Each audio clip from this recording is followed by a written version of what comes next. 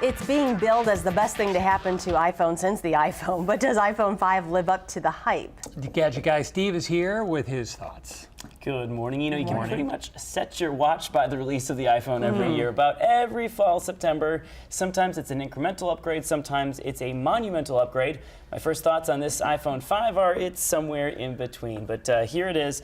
This is the latest version of the iPhone, and the first thing that you'll notice is that it's definitely taller than the versions that came before. You get an extra row of icons there, as you see, coming in at 18% thinner, 20% lighter than the iPhone 4S. It is not going to wear you out holding it up, and even though the screen is longer, the width has been kept the same, which, as you see here, makes it really nice to hold in the hand, so you can still go ahead and touch those buttons and operate it all with just one hand, which is nice.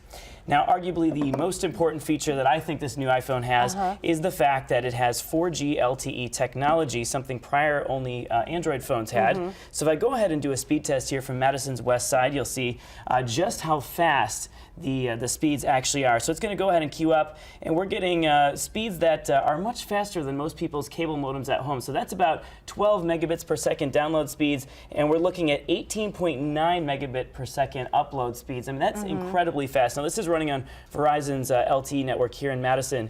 AT&T, Sprint have the capability right now for a 4G iPhone. Currently not in the Madison area, but I did hear from maybe AT&T they are expanding in Wisconsin, should be covered by the end of next year. So something to think about as you look at it.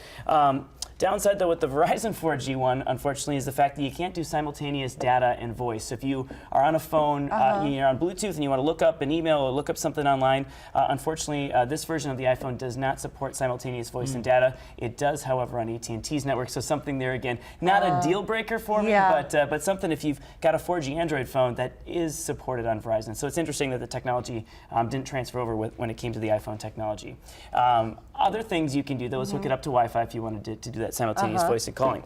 Okay, so while we're talking back to the phone on the Siri side of things, she's gotten smarter. So that's now what I've heard. Yeah, good for her. She's gone back to school. We'll do something here. Ask her movies. What movies are playing in Madison? Let's see. And she's telling. And she found quite a number of movies for us this morning. You see here, she goes ahead and displays them. So you can ask all sorts of things, like from movies to weather, like we had before. She's gotten smarter. She's better at listening to what you have to say, and she comes back faster because there's a faster processor in here. So you'll notice the operating system itself runs a lot more speedy. It's going to look and function pretty much the same as iOS 5, but it is running iOS 6, which is that latest version of the operating system. You can also download Google Chrome, which is super fast again with this processor.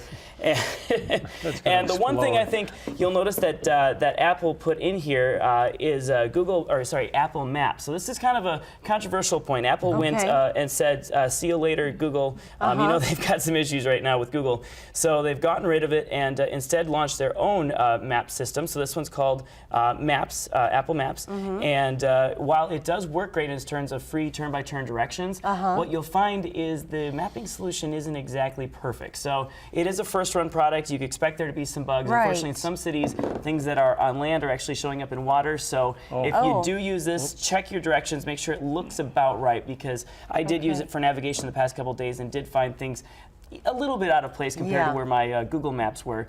But if it's a lot and you're in a foreign city, that could be a problem. That's true. Okay. All right. So you wouldn't trade in your phone that you have right now for this just yet. Not just yet, but you know, like I was going to say, I rated it actually a 4.5 out of 5 possible bars of reception. So I did really like the phone. Apple gets an A+ for designing a 4G phone that's great reception, amazing battery life, lasts about 8 hours. Expanding the screen to 4 inches makes sense.